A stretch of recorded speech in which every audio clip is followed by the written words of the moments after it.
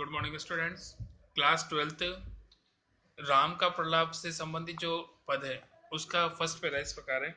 तव प्रताप और राखे प्रभु जयऊ नाथ तुरंत अस कहीं आयुषु पाई पद बंदी चले हनुमंत। भरत बाहु बलशील गुण प्रभु पद प्रीति अपार मन मोहु जात शरारत पुनि पुनि पवन कुमार।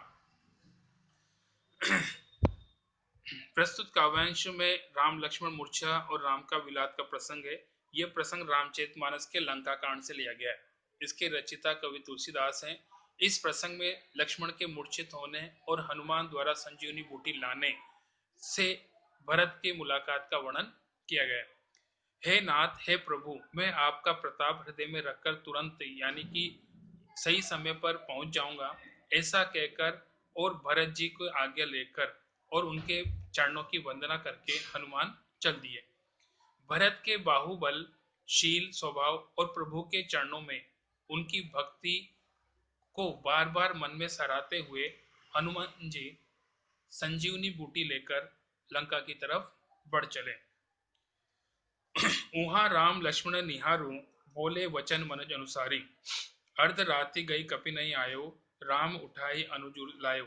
सकौ न दुखित दुखी मोहि काऊ, बंधु सदा तव मृदुल स्वभाव। मम हित लागी तजेऊ पितु माता, सहौ विपुन हिम आतप बाता। सो अनुराग कहाँ अब भाई, उठौ न सुनी मम वच बिकलाई। सो जनतेहु वन बंधु बिछोहु, पिता वचन मनतेहु नहीं अहो। लक्ष्मण को निहारते हुए श्री राम सामान्य आदमी के समान विलाप करते हुए कहने लगते हैं कि आधी रात बीत गई है, अभी तक हनुमान नहीं आए। उन्होंने लक्ष्मण को उठाकर सीने से लगाया। वे बोले, तुम मुझे कभी भी दुखी नहीं देख पाते थे। तुम्हारा स्वभाव सदैव कोमल और विनम्र रहा है।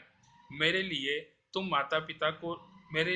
माता पिता को त्याग दिया, जंगल में धूप ठंड और तूफान आदि को सहन किया। हे मेरे भाई, अब वह तुम्हारा प्रेम कहाँ गया? तुम मेरी व्याकुलतापूर्ण बातों को सुनकर उठते क्यों नहीं?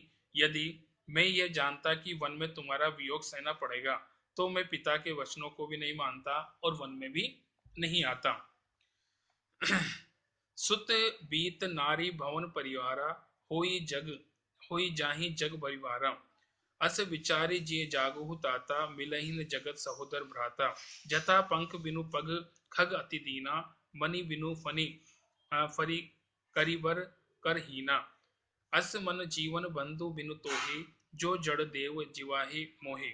जयो अवध कहु मुहु लाई, नारी हेतु प्रिय भाई गवाई। भरु अब जस सहतेव जग माही, नारी हानि विशेष क्षति नाई।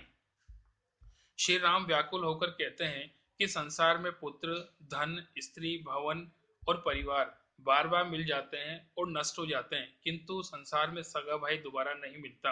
ये उन विचार करके कहते हैं कि हे तात, तुम जाग जाओ।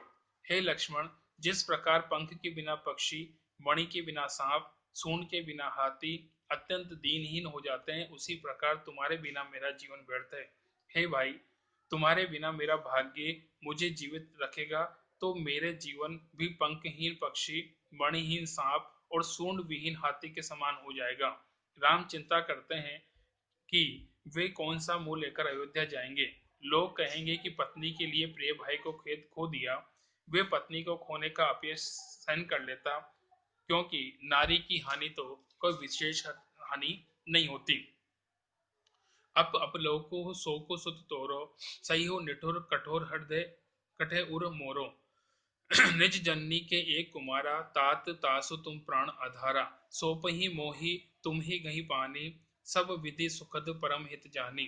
उतहु काह देहु तहि नाही, उठी किन मोहि सिखाहो भाई। तुम बहुविधि सोचत सोच विमोचन, सक स्त्रवत सलील राजीव जल नोचन। उमा एक अखंड रघुराही, नर गति भगत कृपालु देखी देखाई। लक्ष्मण के होश में न आने पर राम का विलाप करते हुए कहते हैं कि मेरा निष्ठुर और कठोर हृदय अपयश और तुम्हारा शोक दोनों को सहन करेगा। हे तात, तुम अपनी माता के एक ही पुत्र हो और उसके प्राणों के आधार हो। उसने सब कुछ यह सब प्रकार से सुख देने वाला और परम हितकारी जानकर ही तुम्हें मुझे सौंपा था। अब मैं उन्हें क्या उत्तर दूंगा? तुम स्वयं उठकर मुझे बताओ। इस प्रकार राम ने अनेक प्रकार के विचार व्यक्त किए और अपने कमल रूपी सुंदर नेत्रों से आंसू बहने लगे। शिव जी कहते हैं कि हे उमा, श्री रामचंद्र जी अद्वितीय और अखंड है, भक्तों पर कृपा करने वाले। भगवान ने मनुष्य मनुष्य की दशा दिखाई। प्रभु का प्रलाप सुनाकर वानरों का समूह व्याकुल हो गए। इतने में हनुमान जी आ गए और ऐसा लगा जैसा कि वीर रस में करुण रस प्रकट हो गया हो। यहाँ पे जैसा कि आप जानते हो कि वीर रस में उत्साह और जोश होता है और करुण रस में दुख होता है। तो यहाँ पे जैसा कि अभी तक तो दुख का माहौल था, लोग दुखी थे, साथ में सबके मन में शंका आशंका उत्पन्न थी। लेकिन जैसे ही हनुमान का आगमन होता है, उनके मन में उत्साह का संचार होता है। उनको लगता है कि संजीवनी बूटी आ जाएगी और उससे राम भरत का इलाज होगा और वो वापस जीवित हो उठेंगे। बाकी नेक्स्ट है।